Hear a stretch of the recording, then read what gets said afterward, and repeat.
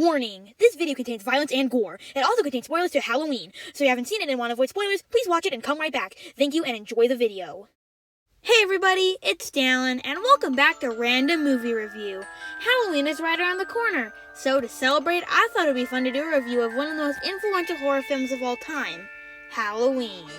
Released on October 25th, 1978, directed by John Carpenter and starring Jamie Lee Curtis, this film tells the story of a deranged psychopath named Michael Myers escaping from a mental facility and starts going after a bunch of teenagers on Halloween night.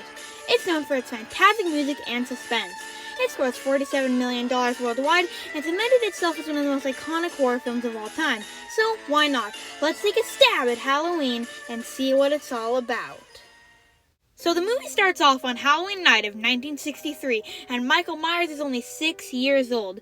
Michael then grabs a knife from the kitchen and stabs his older sister to death. Nothing like a good murder to start things off.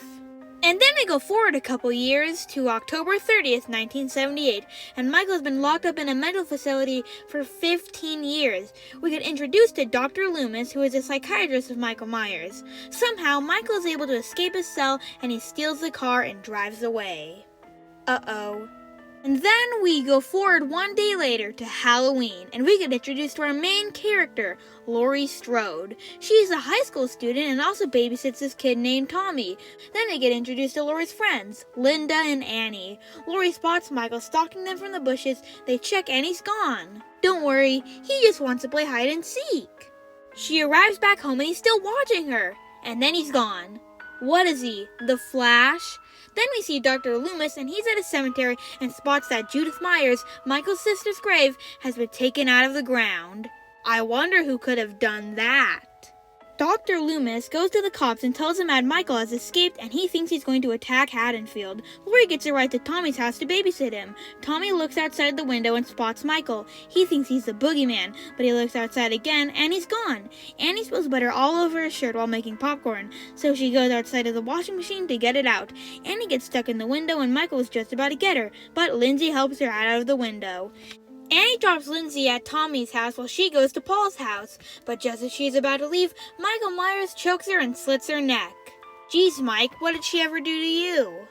Tommy freaks out because he saw the boogeyman again, and Linda and her boyfriend Bob go to Lindsay's house to prank Annie, but nobody's home. Bob goes downstairs to get a drink, but Michael chokes him and stabs him in the chest.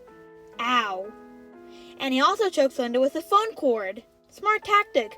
No one can call the police when the cord's tied around the victim's neck. Laurie goes to check what the heck's going on in that house, and what does she find? Ooh! Eek! Ah! After finding out that all her friends are dead, Michael goes to stab her, he misses, and she falls down the stairs. She is trying to escape, but the door is locked, and right before Michael gets her, she breaks through. She goes to Tommy's house and stabs Michael in the neck with a needle. She thinks she killed him, but Michael Myers always comes back. Laurie hides in the closet and actually stabs Michael in the eye with a hanger and stabs him in the chest with his own knife. Now you think he would be dead now, right? Guess again. Laurie is getting choked by Michael, but Dr. Loomis heard all the commotion that was going on there and comes to save the day. He shoots Michael, which makes him fall off the balcony. They finally killed him. Oh, come on! This guy got stabbed in the neck, stabbed in the eye, stabbed in the chest, shot 6 times, and fell off a balcony, and still isn't dead?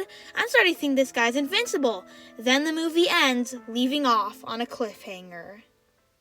That was Halloween. I will now give my rating out of 5 stars. Remember, this is just my opinion, but I'll say 4 stars. This is a really solid horror movie. Some of the scenes make you feel like you are really there, and I have to mention the music. John Carpenter did a fantastic job making the music for this film. It makes every scene 1,000 times more scary and suspenseful. I mean, this movie was so good that it started an entire genre of horror movies. It's definitely a must-watch for every Halloween season. Now it's time for 6 fun facts about Halloween. Here I will share 6 fun facts about the movie, and you might learn something pretty cool. Anyway, let's get right to it. Number 6. The Myers house still exists today. Yep, the house they used for Michael Myers' house is actually the location you can visit today. It's located in South Pasadena, California, so if you're into that kind of stuff and you're in that area, I would recommend checking it out. Number 5. Halloween actually contains no blood. They wanted to make the movie more about suspense, and less gory, unlike the other horror movies out at the time. And they did a really good job making a movie that's still scary, that barely contains blood or gore at all. Number 4. The film was originally going to be called The Babysitter Murders, and I'm really glad they changed it to Halloween, because if it was, I don't think it would have done as well. Number 3. The psychiatrist Dr. Sam Loomis got its name from a character from Psycho with the same name. Also, the reason they casted Jamie Lee Curtis for Laurie Strode was because her mom starred in Psycho. Number 2. Here's a fun plot hole. Since Michael was arrested at age 6 and stayed there until he was 21, he would have never learned how to drive a car, making his escape impossible. And finally, number 1. The mask that Michael Myers wears is actually a mask of Captain Kirk that they spray painted white on the face and brown on the hair, which made the mask we all know today. And that was my review of Halloween. This movie was really good, down to the scares, the music, and the story. And hey, what movie would you like me to do a review of next? Please comment it down below. And with that, thanks for watching and have a happy Halloween. Oh wait, that must be a trick-or-treater. Here, let me go get it. Trick or treat.